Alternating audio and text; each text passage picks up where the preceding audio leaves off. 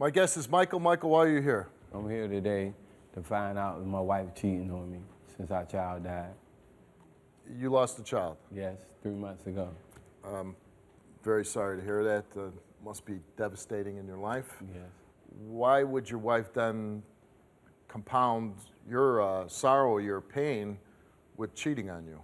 Because when I first met her, before even this ever happened, before we ever got married, my wife, she was when I met her, she was an ex-prostitute. So when you met your wife, she wasn't a prostitute when you met her, though?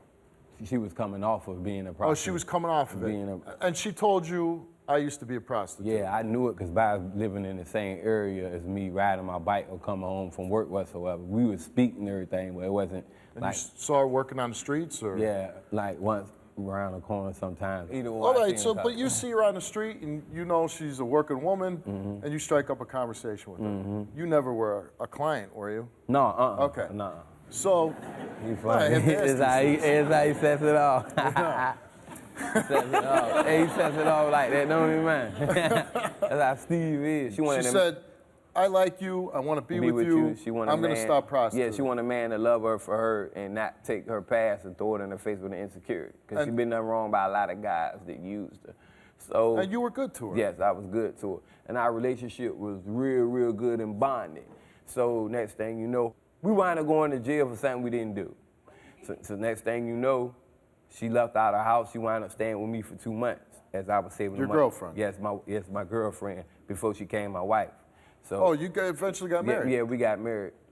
So after we got married and everything, I mean, before we got married, she wound up going and had to live in the shelter. So when she was in the shelter, she thought I forgot about her. So she blanked out in her own little world. And next thing you know, I started calling her. She telling me, call her back later, meet her here, meet her there. I'm like, hold on, something ain't right. You know what I'm saying? You can put two and two together when you know something ain't right.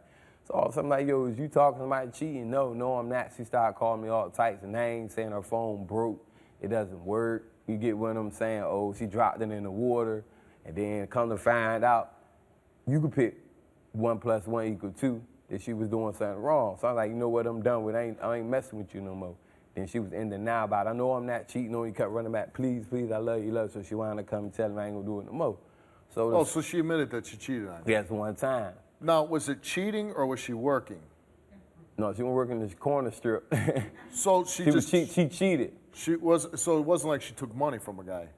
She cheated. She said plain hardcore sex? She cheated, yeah, like a regular woman would. Can you relate to this story? Go to www.stevewilkos.com to get my help. So after the cheating, right, phone call getting a lot of calls. I'm like, hold on, a guy ain't gonna call you one. If you messing with one guy, ain't gonna call you several times, different numbers. Like, no, you out here prostituting, yo. I can tell you prostituting. No, I'm not. F you, this and that. You ain't, basically she was blaming me the way she felt by herself about everything she did. Next thing you know, I wind up catching an STD. You caught an STD? STD, yeah. Just whisper in my ear which one it was. I can't tell you that. It just called an STD. Okay. So, all right, so she tried to be in denial about it. So I got it in a sheet of paper. She didn't believe what the doctor said. So I went to another doctor and showed it to her, so she believed it. So but you had this... STD, yes. Right. So the next thing you know, she started crying, breaking down, saying, oh my God, I don't know what to do. So then she got on her knees, said, I'm sorry, babe. You know I got problems and issues, insecure. I'm like, man, I can't be with you no more. You know how a woman gonna do? They're gonna grab you by your leg, try to hold, if you know you good, so on to hold you back and everything. So next thing you know, I went on here and accepted it, because I already knew the rules and consequences I was getting in. So me and her, we got back together. After that, we got a crib together and everything. So during the process, we got a crib together, she got pregnant. She lost her first child. Well, then the crib comes in handy. Yeah.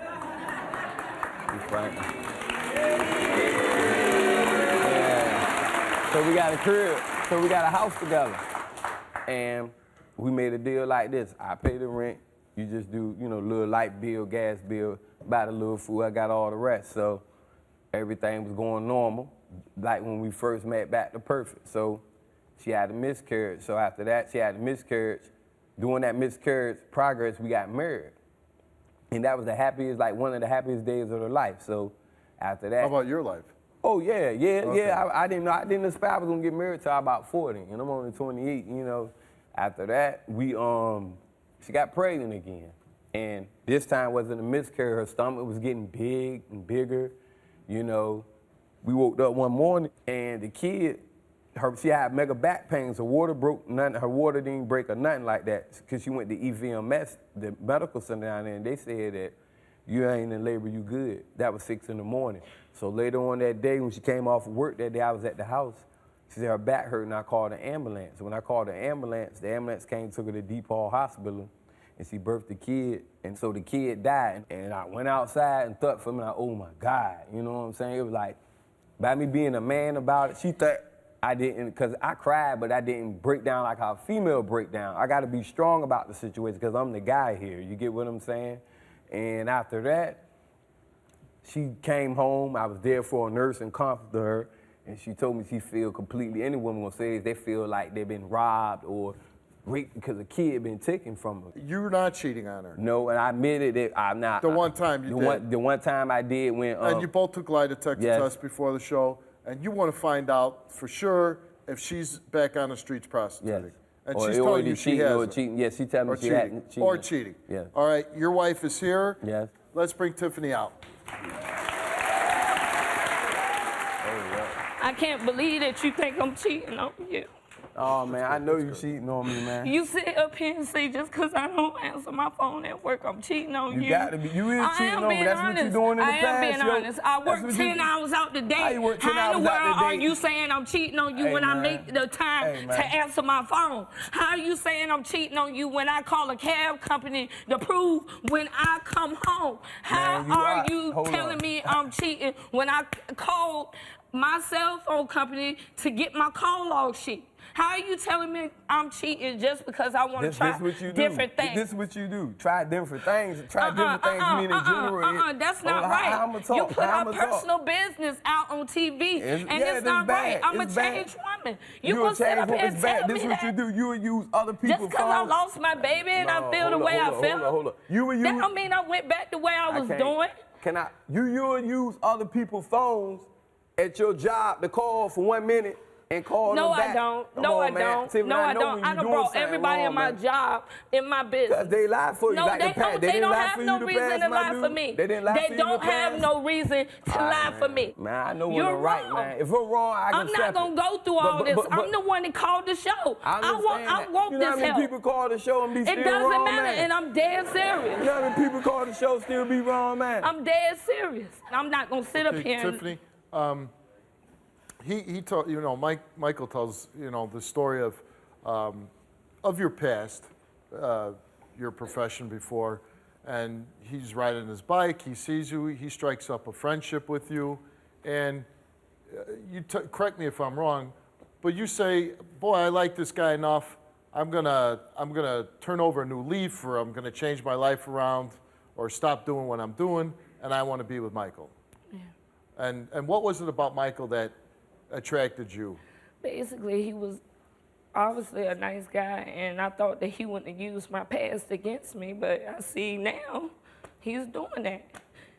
And that hurts you? Yeah, that hurts me a lot. And you say that since you've been with Michael that you haven't gone back to that profession. No. And I want to say I'm very sorry for your loss of your child. Yeah, I mean, he's saying just because I lost my daughter, I cheated on him. I did not cheat on him. You're working 10 hours a day as a waitress. You love Michael. Yeah. And you want this to work out. Yeah. And you're here today because you took a lie detector test. Yeah. And you want to prove to him that you're not. Called the show. So here's the deal. If she passes this lie detector test, you gotta, you know, not make me a promise, but to your wife, that you're never gonna throw up her past in her face again. I won't, baby. I promise I won't, baby. I'm hoping that, you know, you're both not cheating. So let's get to the results. Michael, you took a lie detector test before the show and you were asked, are you currently cheating on Tiffany? Mm-hmm. No. Okay. Have you ever cheated on Tiffany with any other woman since you've been in a relationship with her? I told her. Besides the one time that you've told her, any other women? No. No. And the results for your lie detector test is you told the truth. Yeah. See how y'all gonna throw your hands up. Y'all gonna throw your hands up at me. I tell the truth, homeboy. I tell the truth. I tell the put your hands down. All that. Hey. This is the big one now. Yeah. This is what the show's about. This is the big one. What are you thinking? All right, well, I'm thinking like this. Go ahead and say it out. If she didn't, man, I gotta do a lot of, I don't kiss, but I gotta make up to my wife 100%, man. I gotta, you know what I'm saying? I gotta give her what she want, a family, start over fresh, brand new, and then, and Steve, if she did. And what if she failed? If she failed, we would have to go to counseling, and she have to tell me honestly why did this happen and how this happened, but I'm not gonna keep on carrying myself in this tight situation. All right. Please, Lord. This is it, man. Tiffany, you were asked in your lie detector test, since married to Michael, have you cheated on Michael with any other man? You answered no. Have you prostituted since you've been married to Michael? She answered no. And the results of Tiffany's lie detector test is that she told the truth.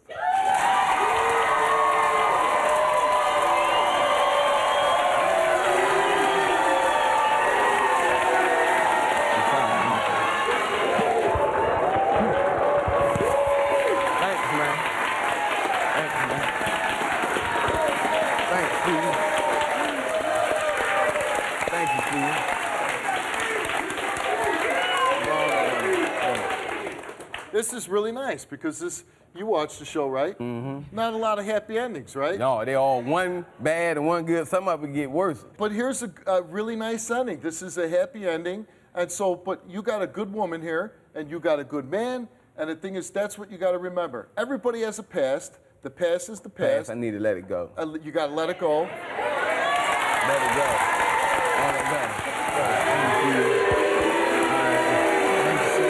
I called you, Steve, for help because I watch your show all the time.